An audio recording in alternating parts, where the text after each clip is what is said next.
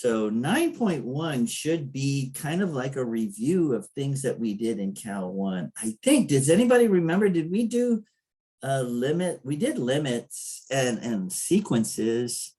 Could have swore we did that in Cal 1. All right. The limit of a sequence. Okay, so let me get my pen ready.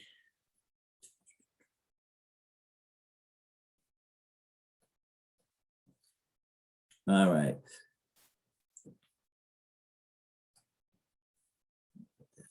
Okay, sequences whose terms approaching a limit value are said to converge. So if your sequence is approaching a number, then it's said to be converging. If you look at this pattern here, does anybody see the pattern? Oh, well, it's right here. Sorry, 1/2 to the n. So then the next one would be 1/64, 1/128, 1/256.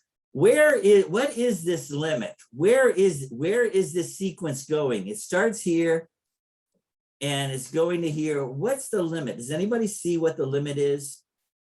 Where is it converging? Where are these numbers going towards? To 0. Yeah, the limit equals 0 here. So, you know, the limit of that sequence as x or n, whatever we're going to use n, because there's an n there, as n approaches infinity, races towards 0. Now, if you don't have a limit, then you don't converge. We do something else, and we'll talk about that here in a second. Oh, it says here, it converges to 0. And here's the definition of a limit. It just basically tells you where is your sequence approaching? If it is it approaching a number or not? If it approaches a number, it's converging on that number. Converges on that number. If a sequence does not have a limit, then we say it diverges. And I'll just give an example here. Here's let me draw a graph. Give me a second, I'm trying to get this. Okay, let's say I have a graph that looks like this.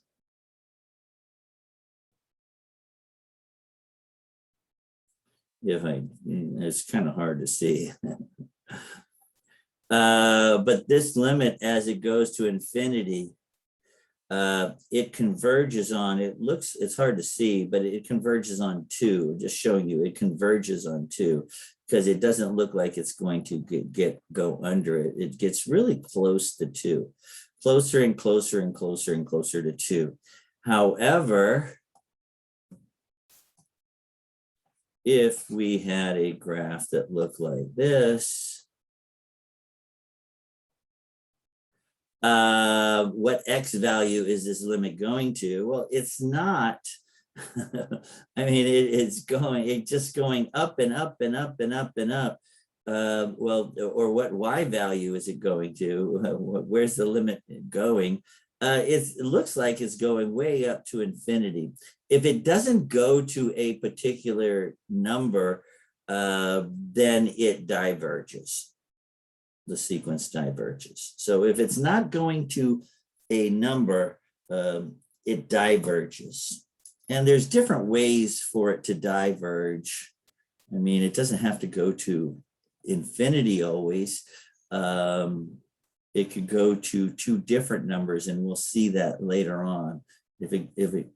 So converging, it goes to a single number. The sequence is leading us to a specific number. And if you ever look up the definition of a limit, I'm trying to get these things out of my way there. If you ever look up the definition of a limit, This is it. It talks about, you'll see this epsilon, and here's the limit L. Here's our limit right here. If you look, this function is going towards that limit. It's hard to see, but it's going towards L. Here's another function that is actually going towards that limit also. It's going to L also. It looks like it's going up and closer to L. What they're saying is, if you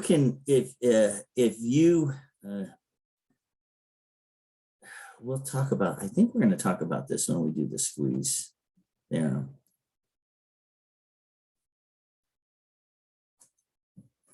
Yeah, we'll talk about that. The epsilon that they have in these videos or in the book is the tolerance that they provide. So you can have a tolerance of a very narrow or very wide. They just want you to see that this epsilon can be made smaller and smaller and smaller as you're approaching, as you're getting further along on the x-axis, as you're getting closer and closer to the limit. That tolerance, you see the tolerance at first is pretty wide, but as we get closer and closer, that tolerance, the plus or minus, gets more narrow. As the closer you get to the limit, the tolerance gets very narrow. There's not much other than that.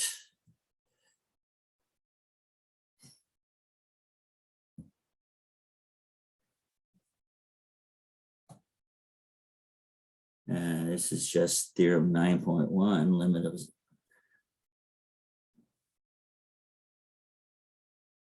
if a function, if x approaches infinity on a function, it can go towards a limit. But it's the same thing as a sequence. So instead of a function, we're using a sequence. And it's the same thing. The function and the sequence is the same thing. That's all they're showing. Nothing exciting there. We'll see a lot of this when we get to the homework. Find the limit of this sequence. Well, unfortunately, they did all the work for us. But I do want to put this in my calculator. I want to put this in my calculator and show you the limit. I know we did this in Cal 1. And if anybody recognizes this, this is one of those that you really need to recognize. This is once again, in A sub n is the sequence as n approaches infinity. It's the same, it's the same thing as this, 1 plus 1 over x to the x power as x approaches infinity, and it approaches e. Anybody know what is e on a calculator? It's 2.718. Yeah, 2.71, blah, blah, blah, blah, blah. It's called Euler's number. And I'm going to put that on, my calculator. Let me put that on my calculator and show you. Y equals, oh, I already have it here. That's wonderful. I must have did this before. So let's put it on the calculator. And there's the function 1 plus 1 over x raised to the x power. If I put a graph of it, there's the function here. When x is positive, if you look here, here's the function here. And I'm going to trace. And if you look right there, it's 2.56. And if I move along the x-axis, it's 2.58. It gets further and further. I am going to extend this out even more. So max x, I'm going to put 100 and see what happens.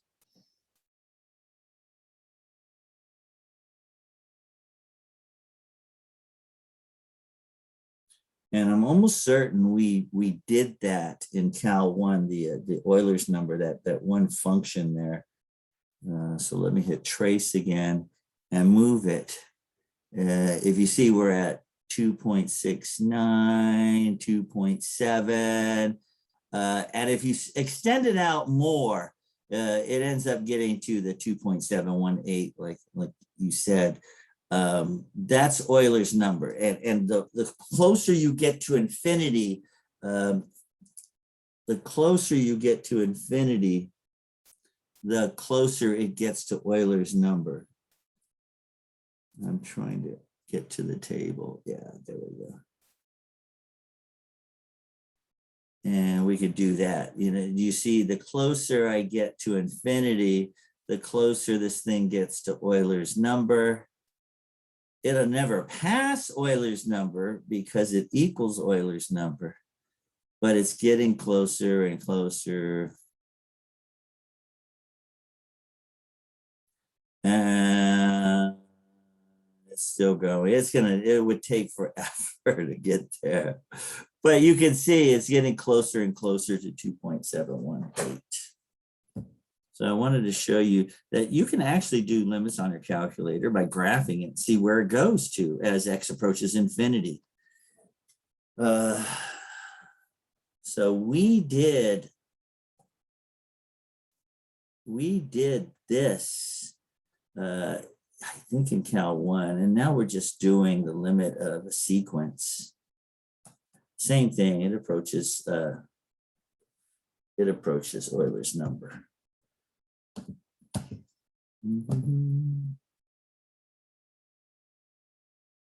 And they're saying the theorem 9.1, and theorem 9.1 just says, if you have a function, that approaches a certain limit, then the sequence also approaches the limit. That was 9.1. That was that slide we had earlier. It didn't look like much, but that's what that, if I can get back there, there it is right here. If you have a function that approaches a limit and a sequence represents that function, also the sequence, it approaches the same limit.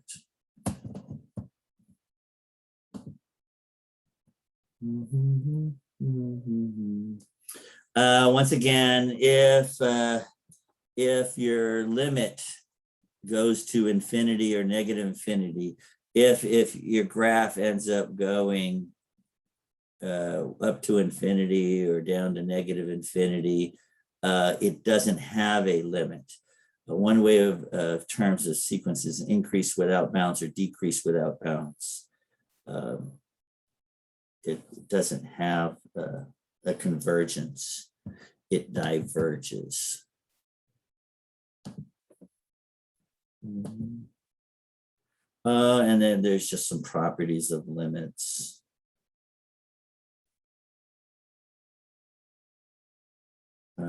If A has a certain limit, B has a certain limit. If you add the two functions together, you can add the two limits together. If you multiply to a sequence by a constant, you can multiply that limit by a constant. Number 3, you can multiply two limits together. If you multiply the two sequences together, you can multiply the limits together. If you divide two sequences, you can divide the two limits, as long as k doesn't equal 0. I do want to do this one. For some reason, this PowerPoint didn't pop up. This is a to the n equals n over 1 minus 2n. Can anybody look at this and tell me what the limit is? I mean, I think from Cal 1, you should be able to tell me what this limit is just by looking at it. And it says divide the numerator and denominator by n. You don't have to do that. I'm going to do that here in a second and show you. But can anybody look at this and just tell me what the limit is? Either 1 or 1/2. Yes, you're close. The limit is -1/2. And if you remember from Cal 1, or if you remember from algebra, when you have horizontal asymptotes, look at the two numbers with the variables. If their powers are the same, then their limit or their asymptote is the numbers in front. So this limit is 1/-2, which is a -1/2. This limit equals -1/2. And that goes true for, when you're finding horizontal asymptotes. 2n3 plus 6n minus 5 over 5n3 plus 8. If you remember finding the horizontal asymptote, you look at the highest power variable. If the powers are the same, then the horizontal asymptote is y equals 2/5. This is also the limit of the function. Yeah, then if the powers are the same to the variable, the highest powers are the same, you can take the numbers in front. So on this problem, they said divide. If I divide by 1, which is n/n, and I could actually do that. I could go 1/n, or instead of dividing, I can multiply by 1/n. N times 1/n is n/n. Here I end up with 1/n minus 2n/n. n/n equals 1. This becomes 1/n minus 2. 1/n minus 2. And if we're going to take the limit of this, the limit as n approaches infinity, when I put infinity in here, 1 divided by infinity equals 0. So my limit is 1/-2, which is a -1/2. You can multiply by the n there. In the other one that we did, n to the third, you multiply by 1/n to the third, or divide by n to the third. Divide by the highest power, and you'll get the same answer we got. So this limit ends up being a -1/2. And I think we have 1 or 2 of those in the homework that we'll look at also. You can spot it out really quick. If they have the same power on the top and the bottom, you can just spot that out really quick. Squeeze theorem. The squeeze theorem says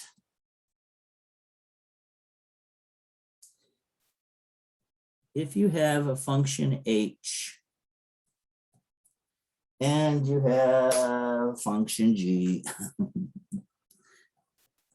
and you have a function f, and f is greater than or equal to h, and g is greater than or equal to f, and that's what they're trying to say here. Functions or sequences, if you have 3 sequences and the one in C is greater than this one but less than this one, this has a limit. If this has the same limit, the squeeze theorem says if the first sequence has a limit and the second sequence has the same limit, then automatically, since this is in between these two functions, if this sequence is in between these two functions, then this limit is the same also as the other two. So the squeeze theorem says, if you know this limit, you know this limit, but you don't know this limit, if it's between these two, then it's the same limit. That's what the squeeze theorem says. And I think we have a picture of that coming up.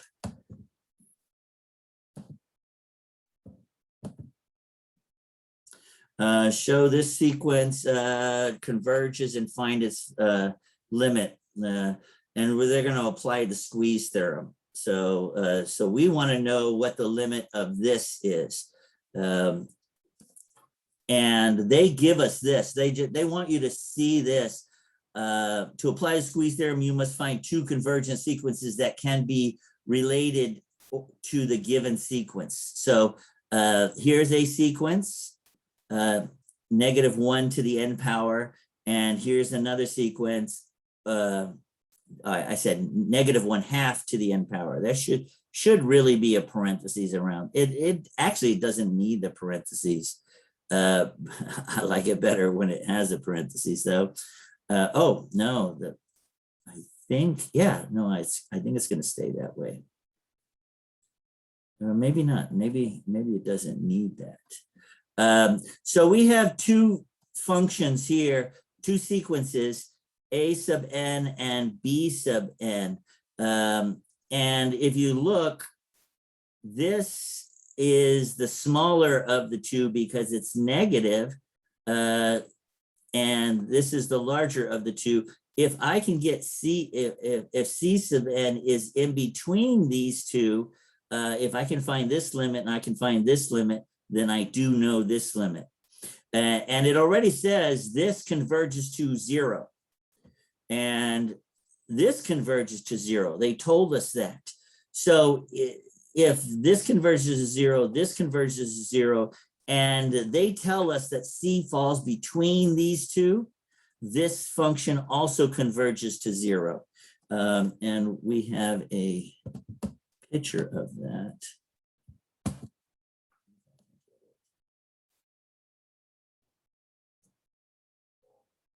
And they show you this by comparing the terms. Here's a picture of it. And by the way, you can go through this whole process and see n factorial. They show you how this bottom n factorial works, and then how the 2 to the n works. Do you see n factorial ends up being larger than the 2 to the n part. But let's look at the picture on the next page. Sorry.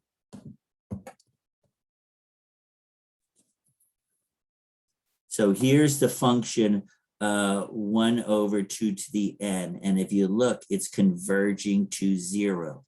Here's the other function, -1, -1/2 to the n.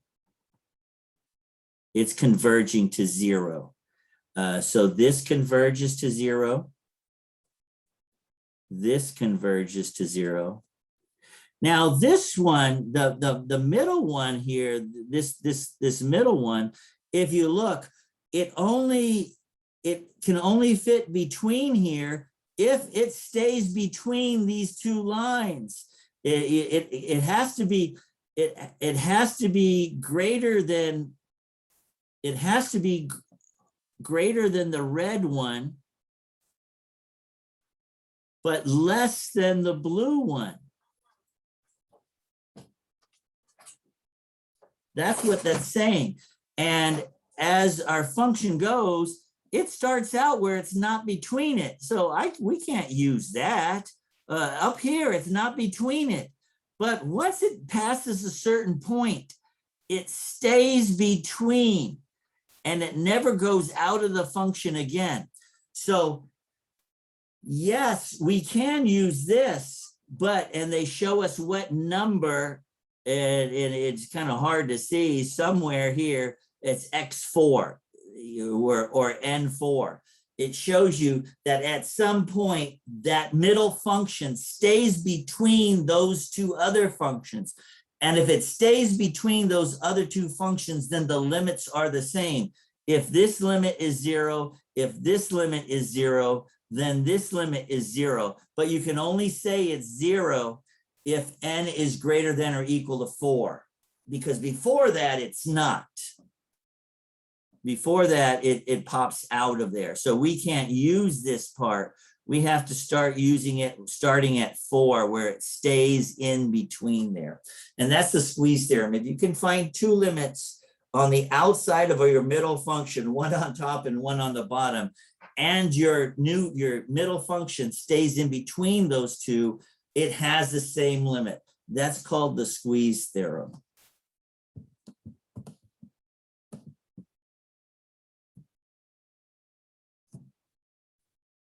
And that's how you would, I mean, you would try to depict it. And once again, so it says the middle limit equals 0. The homework's going to be a lot easier than this. It's just taking us a little time to get through here. The absolute value theorem says if you take the absolute value of a sequence and it equals 0, as n approaches infinity, and you have a limit that equals 0, it's like using the squeeze theorem. It says, do you see the negative is on the bottom, the positive is on the top, so a sub n is somewhere in between here. So you can take the absolute value of a sequence, and if it also equals the positive of that sequence, you're good to go. I think we have an example of that coming up. And then in the homework, they want you to find the nth term. They want you to find and recognize what this sequence is. If we look at this 2, 4, 8, it's 2 to the n, looks like 2 to the n, 2 to the, when n starts at 1, right? 1, 2 to 2, 2 to 3, 2 to 4, 2 to 5. The bottom might be a little bit harder. It looks odd. So there's a different way of looking at it. How about 2n minus 1? If I put a 1 up here, I get 2. If I put a 1 up here, I get 1. And then if I put a 2, I get 4. If I put a 2 in there, 2 times 2 is 4, minus 1 is 3. That works. So, I mean, this is my sequence. Then you put a 3 for n, you get 8. Put a 3 in there, 2 times 3 is 6, minus 1 is 5. So this is what the sequence, finding the nth term, 2 to the n over 2n minus 1. This is what the nth term looks like. Whatever term, you could say the 10th term and then put a 10 in there, and you'll find out what 10 equals. Let's see what else they wanted us to do there. I don't think they wanted us to do much there.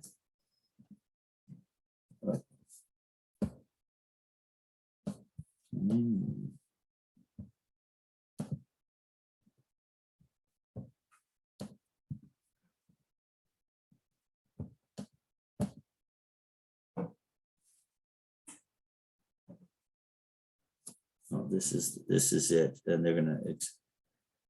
Was that it? No.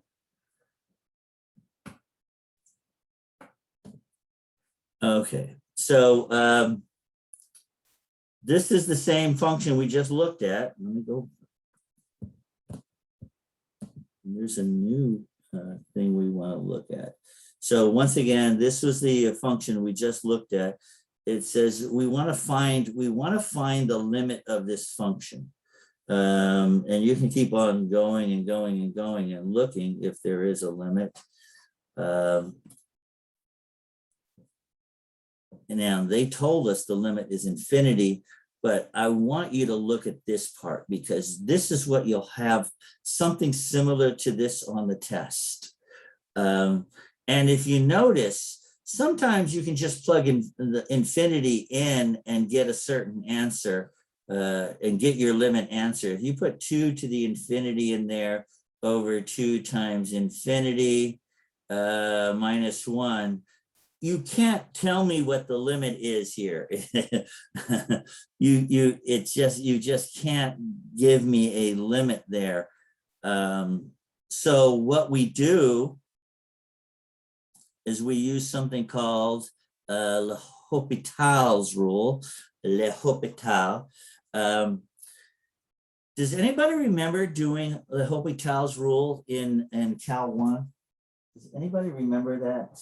Vaguely, I remember. Vaguely. Yeah, what it says is if you get a really hard limit, the Hopital rule says if you get a really hard limit like this, where you have a function with another function, and x is approaching something, and you can't figure it out,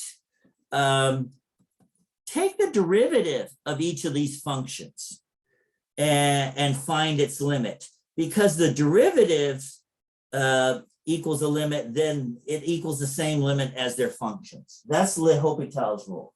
Says their derivatives will give you the same limit if you can't figure it out without their derivatives. So if you look at the derivative of 2x on our derivative rule, this is what we end up with. Does that have that in our, is that part of our derivative rule?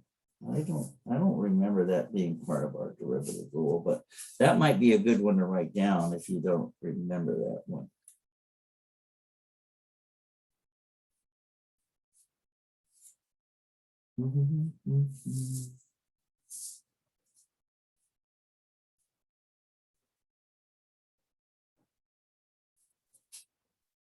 Yeah, I don't see that on here anywhere. I'm sure we have it written down somewhere.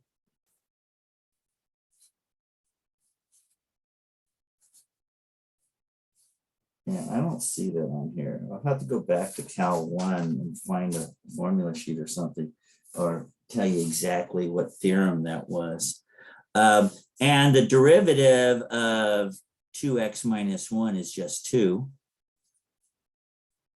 And now if you put infinity into here, 2 to the infinity just gives you infinity. So it doesn't converge onto anything.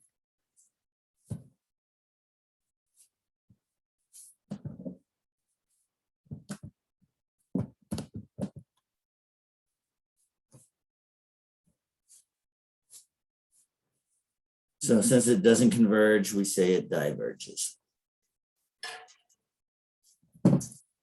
And there's one from the book. I think this is the last one I was going to show you before I got to the homework. I think it makes more sense when we actually get into the homework. Let's see this one in the book. 593.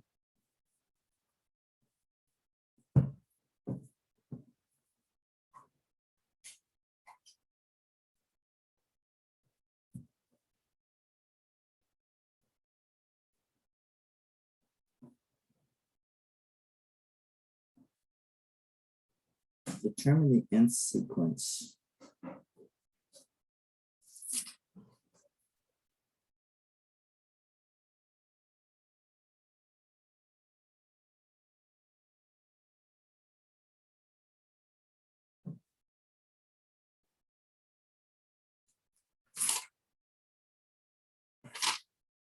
Yeah, I'm not going to do that. I'm just going to go into the homework.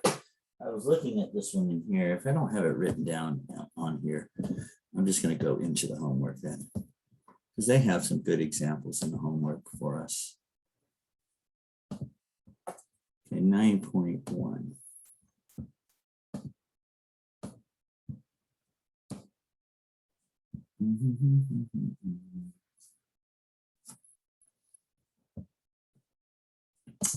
Okay, so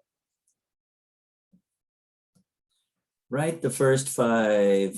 Well, that's not too bad. The first 5, a to the 1, you just put a 1 into the n spot. The -4 fifths to the 1 power is -4 fifths. To the second power, you square the top, you square the bottom, and it's going to be positive this time. So 4 squared is 16, 5 squared is 25. Odd powers are odd, so that's going to end up being a negative. And you do the same thing, 4 to the 3rd, 5 to the 3rd, and so on and so on. So you just put in the next sequences. You see, that's kind of like just basic algebra. Here's another one. Just write the first 5 terms.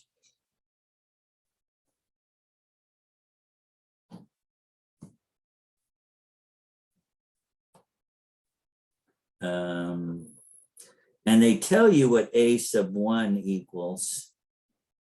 So that equals 10. So you just put a sub 1 equals 10.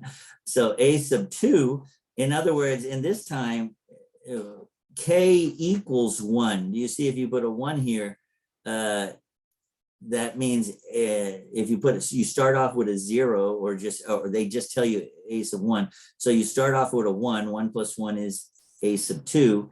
And so you end up with 1/5. And then the previous one, k, which is a sub 1, which is 10, and square it. There's the square. So it's 100 divided by 5, and you get 20. So we put 20 in there. So the next one, you get 1 a sub 2, put a 2 in there, which is really a sub 3.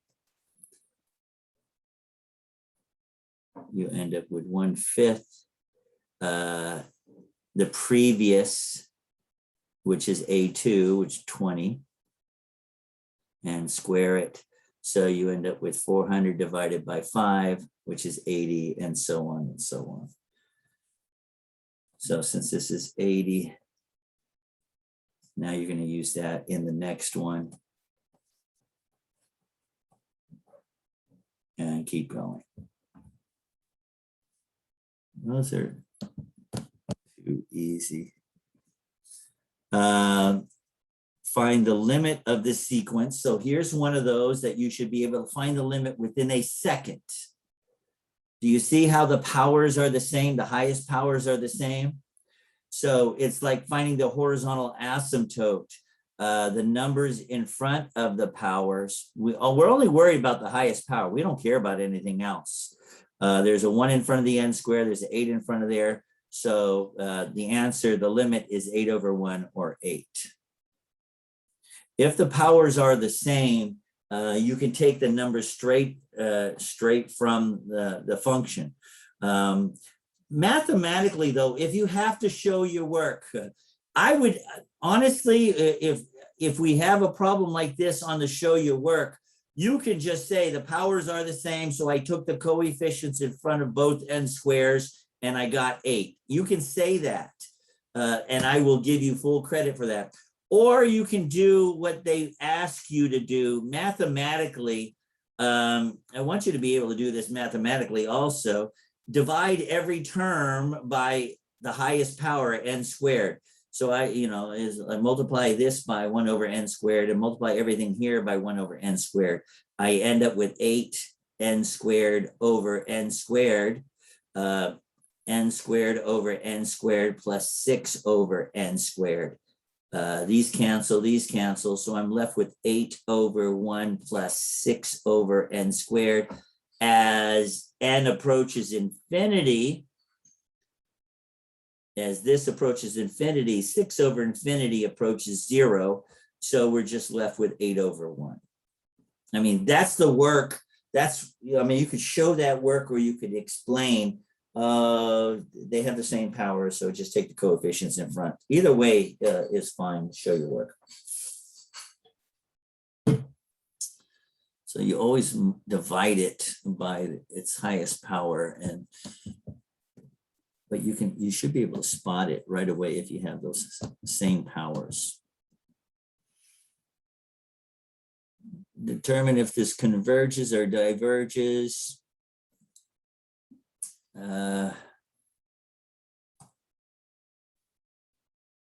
Let's take a look at this. If n equals 1, let's start off with n equals 1. If n equals 1, then I end up with a negative in front, -1 times to the 1 power, and then 1/6. Put a 1 here, put a 1 here, I end up with -1/6. If n equals 2, I end up with -1 to the 2nd power, which is a +1. Then I end up with 2/7. If n equals 3, I end up with a negative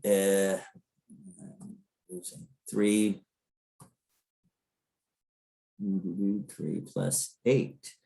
n equals 4. If you can see this pattern, we're just going 1 each. There's going to be 1 extra here.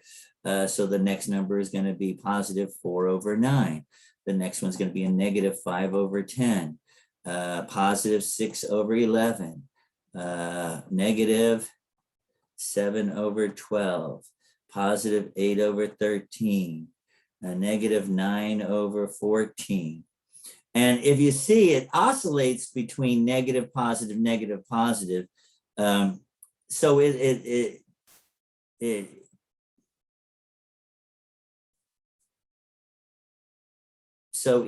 it's not going towards one number. And if you look, this is 1/2, negative 1/2. This is more than negative 1/2. Becomes even a little smaller if you look, because negative 7 over 14 would be negative 1/2. So that's a little bit smaller on this side, but the positive numbers, let's see where that's going. That's 6 divided by 11, and then 8 divided by 13. And the positive numbers are getting larger, and the negative numbers are getting smaller. So they're not diverging toward this, they're not converging towards the same number, and they're oscillating back and forth. It's not like a sine wave oscillating. It's like these dots, and these dots are getting bigger, and I think these dots are getting smaller. So it's not converging toward any particular number. So we say it diverges.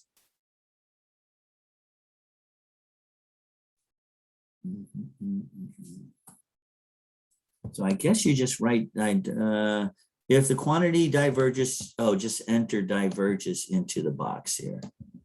Type in diverges into the box. This one is one of those simple ones again. And I'm going to rewrite this to show you. This is n to the 1/6 over n to the 1/6 plus 5. If you look, they have the same power. The highest power is the same. So you just look at the coefficients in front and you get a 1. So that it might not be recognizable at first, but they both have the same power. There are no other variables with any powers higher than that, and it's got to be the highest power. It's the same power, so you can just take the whole numbers in front. So that converges to 1. And I think number 6 was the last one I wanted to do. There's more. You can take a look at it. Just write the expression. Maybe we'll do one. I mean, there's actually a couple of different answers you could write for the expressions, but I want to do number 6 because it talks about the Hopital's rule again. I keep on saying with an S, but it's not an S. The Hopital. You got to be French to say that. So I have ln n to the 5th and 6n here. And if you put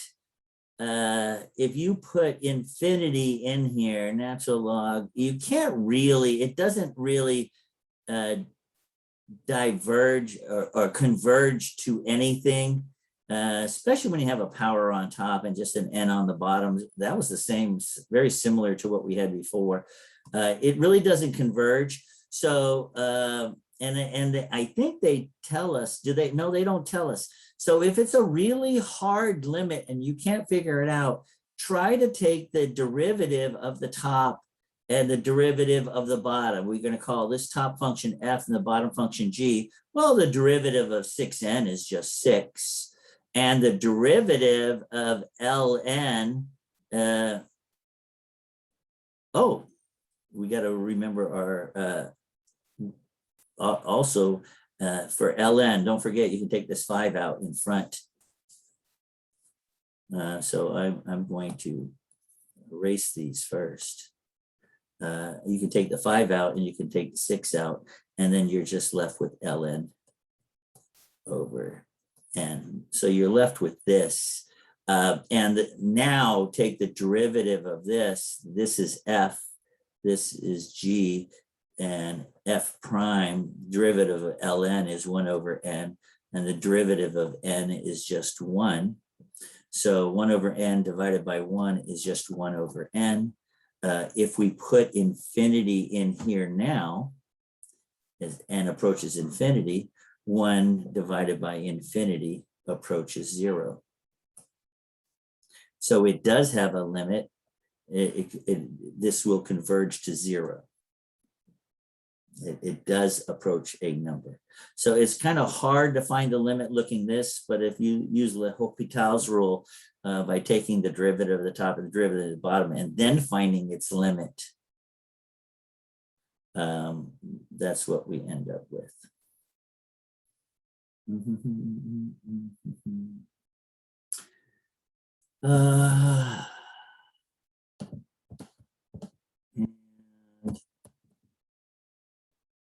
The rest is just write the expression for the sequence. And I'll post this thing here or write the nth term. Number 10 is kind of interesting. Was there one that I wanted to really show you? Well, I'll post this homework and you can take a look at it. But what they want you to do is write an expression for the nth term. You want to see where this is going to. And you always start off here. They tell you n starts off with 1. So, I mean, if you look at this, to get there, it's 4 plus n. If n starts at 1, how do I get 5? You can just do 4 plus 1. On the bottom, you can do 5 plus 1. So when n equals 1, you get 5 over 6. When n equals 2, you put a 2 here, you put a 2 here, you get 6 over 7, and so on and so on. And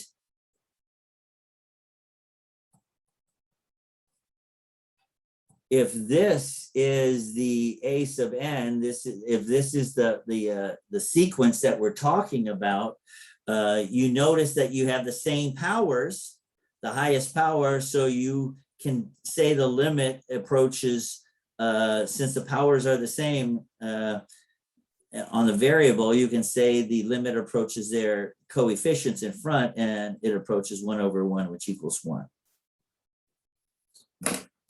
Okay, I think that's all I was gonna do. I mean, you see the homework, I don't think is gonna be that bad.